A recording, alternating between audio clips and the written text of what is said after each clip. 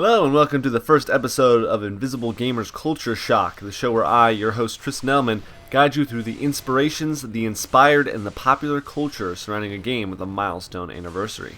This month, that game is Missile Command, which turns 35 at some point this month.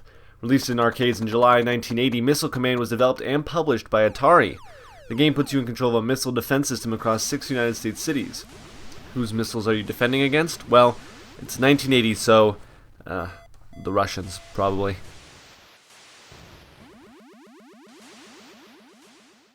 In 1980, the Cold War was actually nearing the end of its incredible span.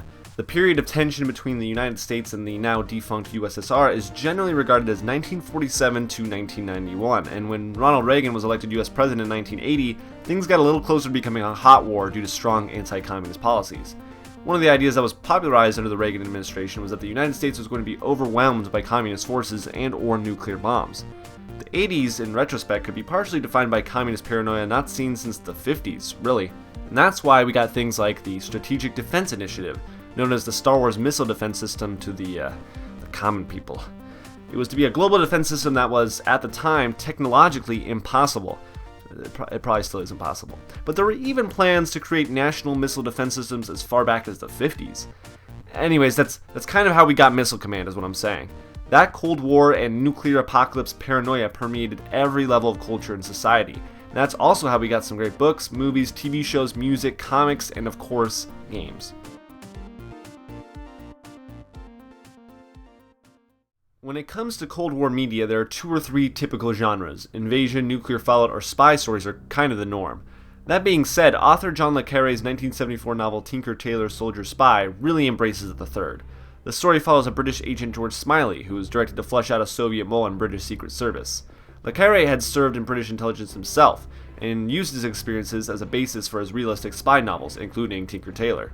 The book was seen by some as a grounded answer to the popular and relatively over-the-top James Bond novels and films, and it can be seen now as a manifestation of the infiltration fear present throughout much of the Cold War. If reading lots of words is not your thing though, check out the 2011 film adaptation starring Gary Oldman, Colin Firth, and Benedict Cumberbatch. It's a real British movie. It's hard not to talk about Cold War espionage stories without mentioning Tom Clancy. His novel Red Storm Rising specifically made the World War III fear very real. In a fictional setting, so not real. Anyways, the story is a complicated thriller of geopolitical conflicts and war waging, and presented, like Tinker Tailor Soldier Spy, in a somewhat realistic representation of fears that many people had. But Tom Clancy started his Cold War storytelling with his 1984 debut novel The Hunt for Red October, which also introduced his most popular character, Jack Ryan. The book is about the titular Red October, a Soviet submarine with a defecting captain.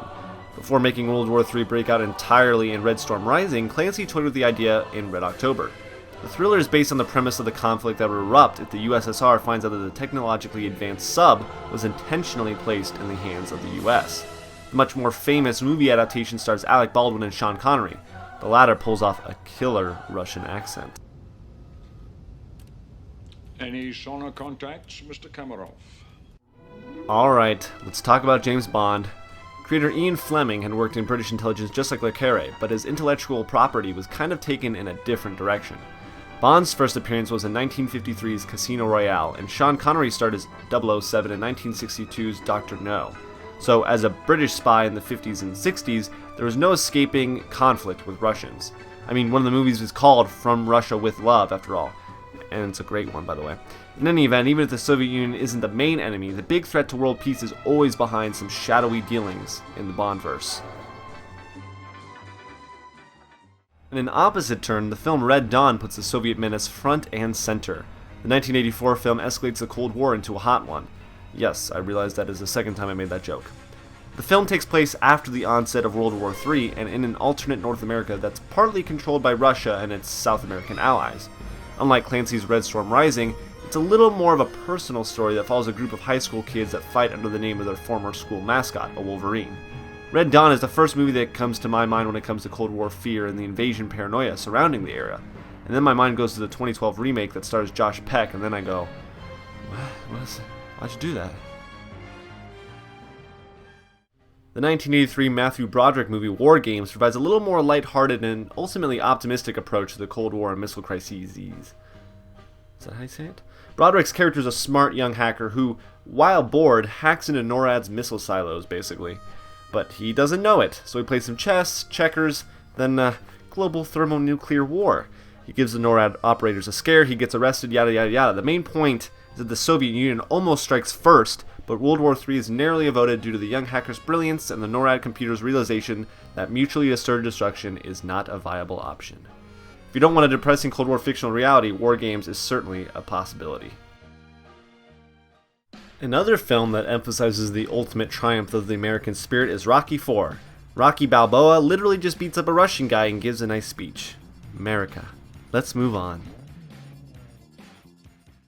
On the other end of the complicated spectrum, Stanley Kubrick's Dr. Strangelove, a 1964 satirical black comedy, is incredibly deep and impactful.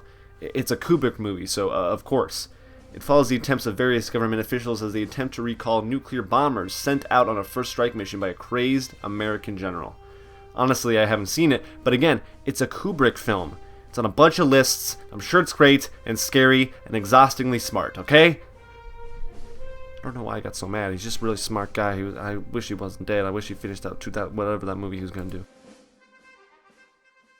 Let's go back to happy movies. At least as happy as they can be for the Cold War. The Iron Giant is a great film, and I honestly didn't even realize it was a Cold War movie until doing research for this video. I was a pretty young kid when I last saw it, so that didn't even hit me. Set in 1957, the film follows a young kid who discovers a giant robot who crashes in Maine from outer space. The giant himself is pretty much an analog to the foreign element of the entirety of Russia, and the film has consistent anti-war and anti-violence themes. The movie's backdrop offered a historically rich well to pull a compelling story from, and it doesn't disappoint. Alright, so we've talked enough about movies. There are a lot of them about the Cold War. So let's move on to some television. While the medium isn't as rich when it comes to the Cold War as film, there are some notable shows that were greatly influenced by the conflict. And some of the shows were influenced by the films that were influenced by the conflict.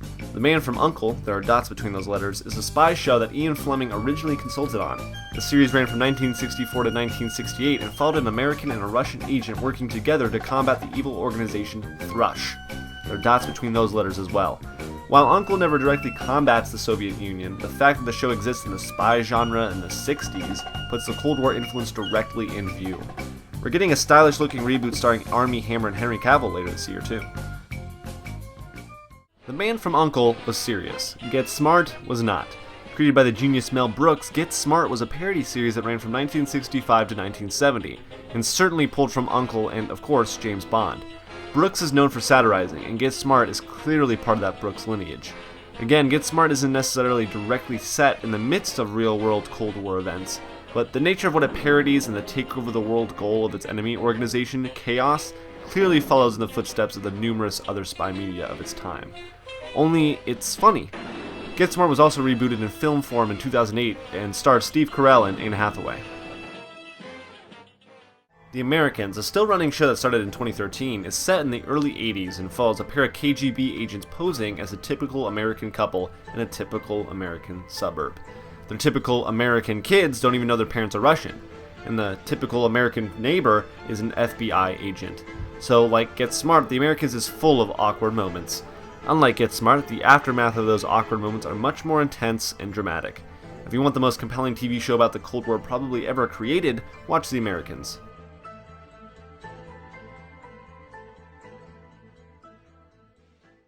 Music is perhaps one of the best social barometers when it comes to art.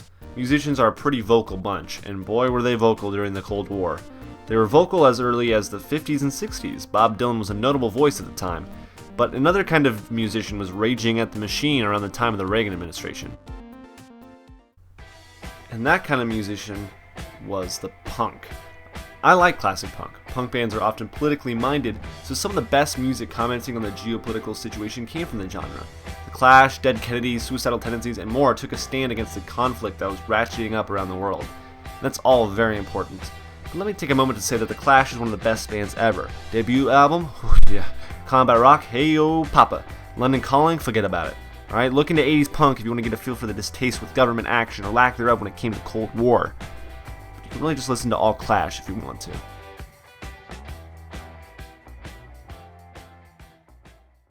I talked a bit about novels earlier, but there's another form of literature that I embedded myself in much more often, and it's only partially because it involves lots of pictures. Comic books can actually act as social commentaries, even in the middle of the big two publishers' main commercially successful series. The influence of the Cold War can actually be seen very strongly in Marvel's lineage. The company got its major start in the beginning of the 60s, after all. Characters like Iron Man have his distinctly Russian enemies like Anton Vanko, the first Crimson Dynamo. In fact, all the Crimson Dynamos are Russian.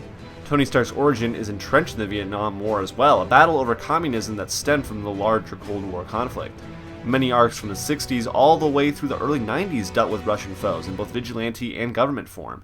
Captain America, the comic book paragon of American justice, even has a Russian counterpart named Red Guardian. The Soviets were everywhere in Marvel's comics. And maybe I'm missing something, but there were fewer in DC. Maybe I'm just less familiar with the Cold War period of DC Comics, but for some reason the Russia as an enemy trope was less prevalent in the publisher's lineup of titles. Common Batman enemy KG Beast is the only prominent Russian character, villain, or hero that comes to my mind.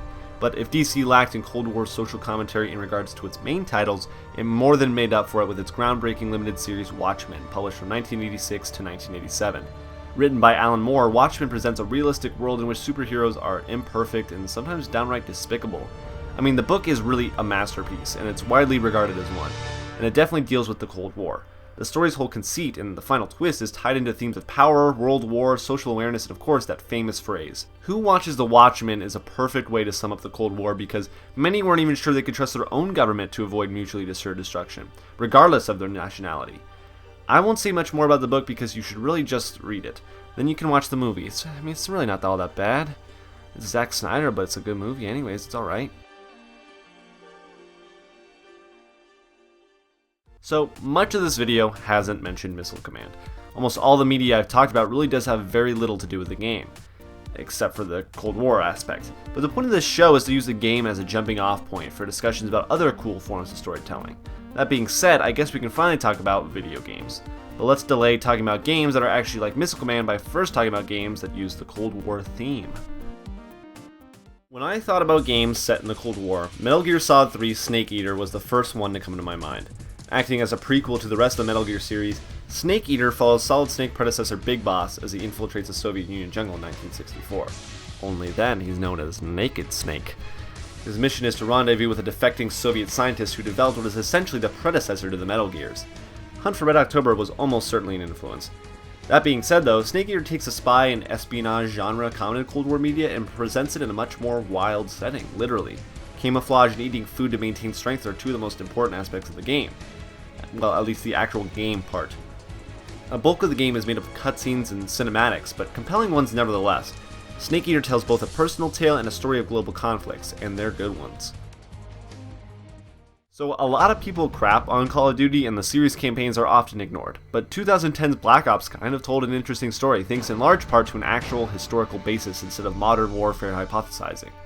In any event, the game is set in the 60s, and much of it takes place in Vietnam as the war there raged on.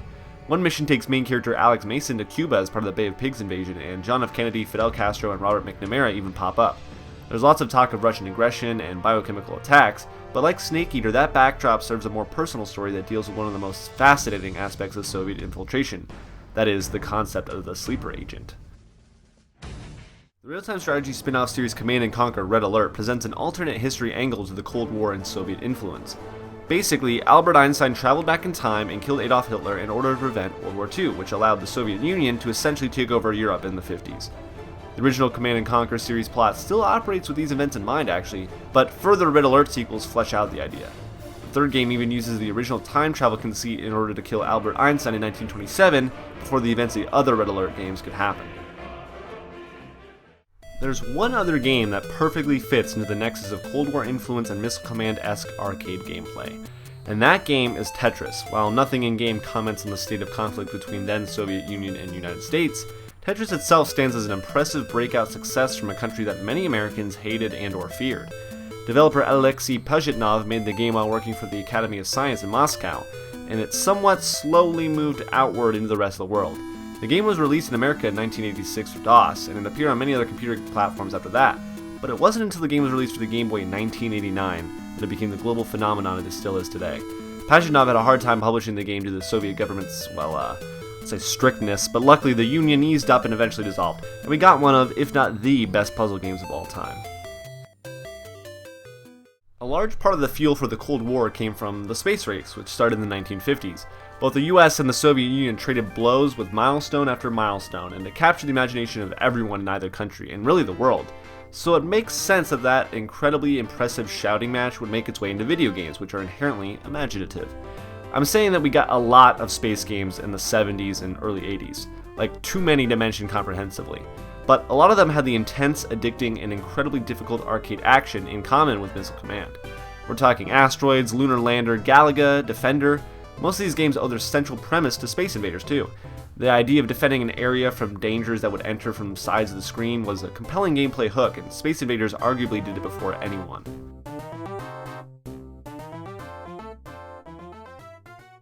But Missile Command did it differently, and just as well. And 35 years later, that's why we're still talking about it, or at least that's why I am. I hope you enjoyed this very first episode of Invisible Gamer's new show, Culture Shock, which actually had very little to do with Missile Command. The takeaway from the show, however, is that you will hopefully have a whole new glut of media to consume in case you liked even one little aspect of Missile Command. And if you haven't played the game, do it now. We hope to make this series as informative and enjoyable as possible, so like, comment, subscribe, and share this video with your friends. Or your enemies. After all, old walls of conflict have to be broken down at some point. It's easier to live like that.